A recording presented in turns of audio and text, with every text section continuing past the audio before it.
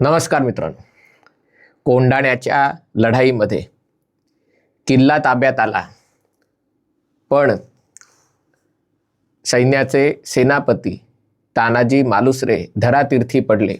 हे ऐकून छत्रपती शिवाजी महाराजांनी एक वाक्य उच्चारलं होतं. अर्थात असं आपल्याला इतिहासामध्ये शिकवण्यात येतं की गड आला पण माझा सिंह गेला, आणि म्हणून कोंढाण्याचं नाव सिंहगड असं झालं.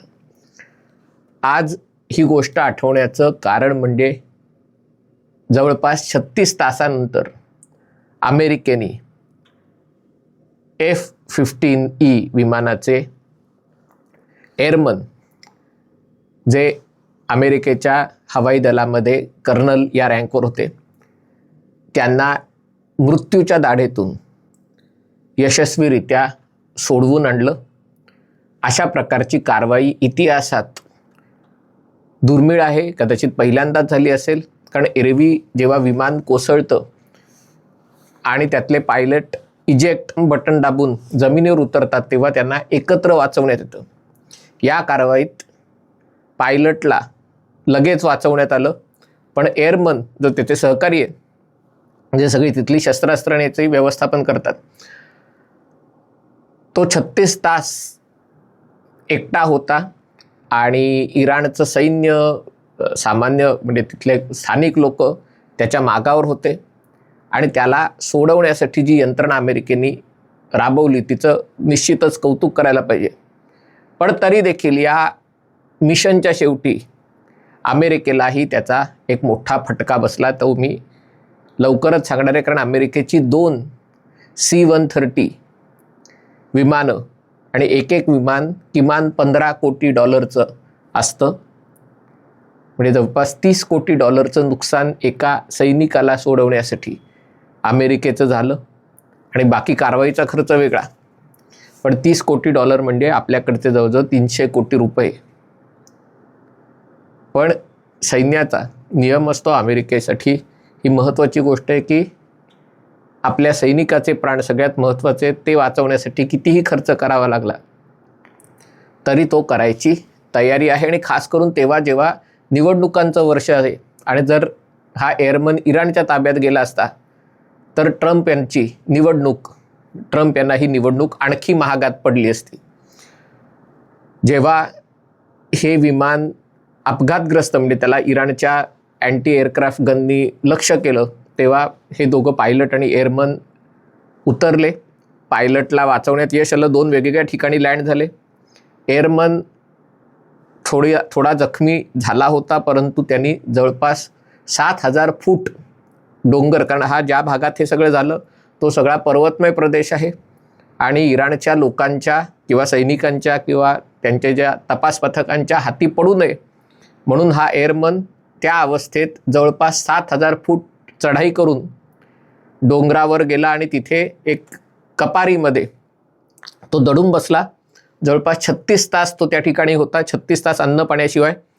आणि तिथे असताना त्याच्याकडे जनरली एक स्टँडर्ड इक्विपमेंटचा भाग असतो, त्याच्यात एक बिकन असतो, लाईट असतो, जो फ्लॅश लाईट करून जे मदत पथक असतं त्यांना कळू शकतं की हा सैनिक कुठे आहे, आणि मग त्याला वाचवणं सोपं जातं. आणि दुसरी गोष्ट असते ती म्हणजे रेडिओ इक्विपमेंट असते की ज्याच्याद्वारे सिग्नल पाठवता येतो, आणि त्याचबरोबर एक मोबाईल म्हणा किंवा कम्युनिकेशन डिव्हाइस असतं जे इंटरसेप्ट करता येत नाही, सिक्युअर डिव्हाइस असतं, त्याच्याद्वारे तुम्ही आपल्या सैन्याशी बोलू शकता. त्याच्या आधारे बिकनचा त्यांनी वापर केला नाही अशी बातमी आहे, कारण जर तो प्रकाश झोत वापरला असता तर इराणच्या लोकांनाही कळू शकलं असतं की तो कुठे आहे.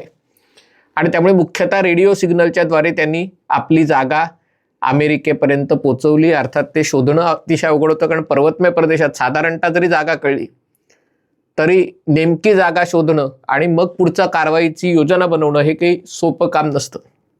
आणि त्यामुळे मग सगळ्या अनेक टीम काम करत होत्या, सॅटेलाइट इमेजरी आणि त्याचं कॉर्डिनेट्स शोधल्यावर तो नक्की कुठे आहे ते शोधून काढण्यात आलं. ते शोधून काढेपर्यंत इराणला ही गोष्ट समजली होती. त्यांनी पण घोषित केलं होते की जो या माणसाला पकडेल त्याला मोठं इनाम देण्यात येईल आणि त्यामुळे अनेक टीम्स त्याच्या मागावर होत्या. तर त्यांच्या हातात तो पडू नये यासाठी अमेरिकेची अनेक विमानं आणि शेकडो कमांडो तैनात करण्यात आले. याच्यामध्ये इस्रायलही मदत कार्यामध्ये सहभागी होता, कारण इंटेलिजन्स असतो तो बरेचदा इस्रायलकडनं अमेरिकेला पुरवला जातो. अर्थात अमेरिका आणि इस्रायल दोघांचं इंटेलिजन्स जबरदस्त ताकदवान आहे, पण त्याची जागा हुडकण्यामध्ये इस्रायलनेही त्याच्यात मदत केली अशी बातमी आहे. पण सगळ्यात पहिली गरज कुठली होती, तर त्याच्यामध्ये इराणच्या सैनिकांना त्याच्या जवळ येऊ देऊ नये.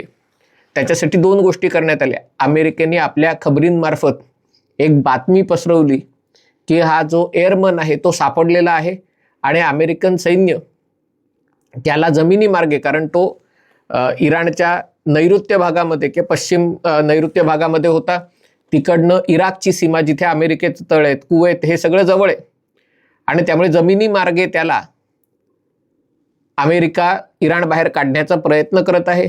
हे जेव्हा इराणपर्यंत पोचलं तेव्हा त्यांनी त्या भागामध्ये फिल्डिंग लावली होती की समजा त्याला घेऊन जाताना पकडलं तर त्याला, म्हणजे अमेरिकन सैनिकांचं त्याला पकडता येईल. बातमी सोडून दिल्यावर ज्या जागी तो लपला होता ती जागा सिक्युअर करण्यासाठी, ती सुरक्षित करण्यासाठी त्याच्या आजूबाजूला जिथून रस्ते त्या भागात येत होते त्या भागात येणाऱ्या जाणाऱ्या जे लष्करी वाहनं आहेत त्याच्यावर अमेरिकेच्या विमानांनी हल्ले करायला सुरुवात केली. म्हणजे एका प्रकारे तो त्याच्या अवतीभोवतीचा भाग आहे तो सिक्युअर करण्याचा प्रयत्न केला. नंतर त्याला सोडवण्यासाठी अमेरिकन लष्कराची 2 C-130 ट्रान्सपोर्ट एअरक्राफ्ट, जसे म्हटलं की साधं बेसिक एअरक्राफ्ट $10 कोटी असतं, त्याच्यामध्ये पण सगळी इक्विपमेंट्स वगैरे असलेलं, तर ते $18 कोटी म्हणून मी 15 कोटी अंदाज बांधला, असं की मला काही नक्की किंमत त्याची माहिती नाही.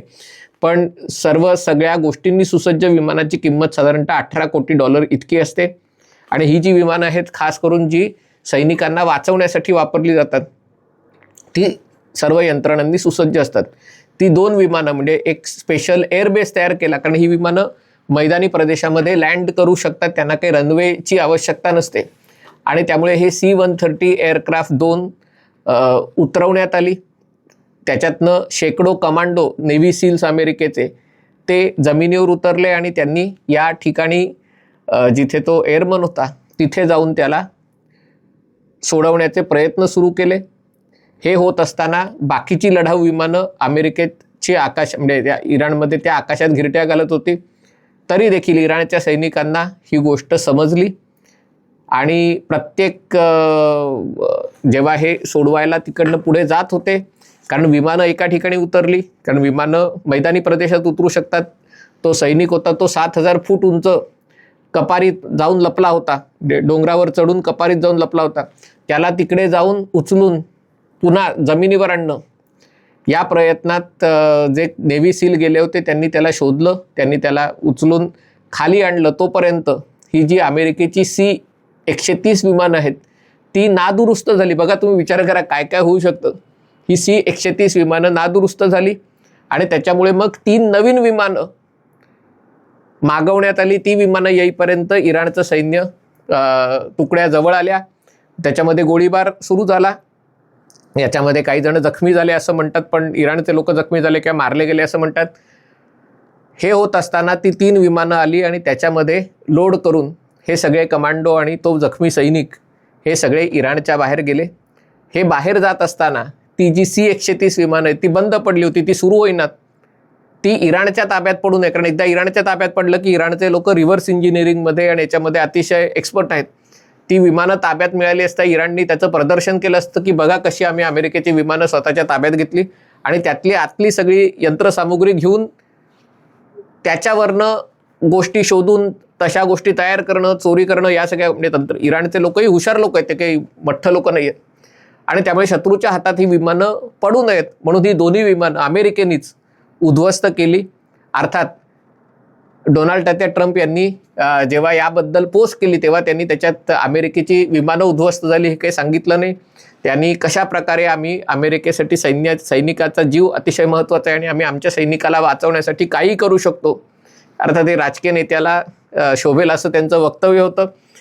आणि त्यांनी या सगळ्या सैनिकांचे आभार मानले, म्हणजे यशस्वी झाले आणि इराणकडे अक्षरशः जबड्यात हात घालून त्यांनी सैनिकाला, कारण इराणच्या आतमध्ये काही 100 किलोमीटर आत होतं, हे काही सीमेजवळ झालेली गोष्ट नव्हती, तर तिकडनं आपल्या सैनिकाला खेचून आणणं ही काही साधी गोष्ट नाही. अमेरिकेने हे करून दाखवलं, म्हणजे खरोखरच लष्करी दृष्ट्या हे अतिशय आव्हानात्मक अशी गोष्ट होती. आणि त्याच्यातनं जो संदेश जातो की तोही जगभरात कुठल्याही सैन्याला अभिमान वाटावा की आपल्या सैनिकासाठी, जो देशासाठी लढतोय, ठीक आहे तुम्ही राजकीयदृष्ट्या अमेरिका तुम्हाला आवडत असेल नसेल, ट्रम्पबद्दल राग असेल, प्रेम असेल, जे काय असेल ते, पण कुठलंही सैन्य जेव्हा लढत असतं तेव्हा आपल्या सैनिकाला वाचवण्यासाठी, कारण सैनिक स्वतःचा जीव देऊन देशाची रक्षण करत असतो, त्याला काही त्याच्यातल्या राजकारणाशी देणं घेणं नसतं. तो जीवावर उदार होऊन लढत असताना त्याला वाचवण्यासाठी जेव्हा सैन्य असे प्रयत्न करतं, कुठल्याही सैन्याने केले तरी त्याचं स्वागत करण्याची गरज आहे. हे झाल्यानंतर इराणचे ट्विटर हँडल्सवर वगैरे अमेरिकेची उद्ध्वस्त झालेली विमानं, त्याचे फोटो व्हिडिओ प्रसिद्ध झाले आणि मग ते दावा करायला लागले की आम्ही अमेरिकेची विमानं पाडली. बघा, म्हणजे अमेरिका स्वतःच्या सैनिकाला सोडवून घेऊन जात असताना अमेरिकेची कशी फजिती झाली याच्याबद्दल इराण प्रसिद्धी करायला लागलं.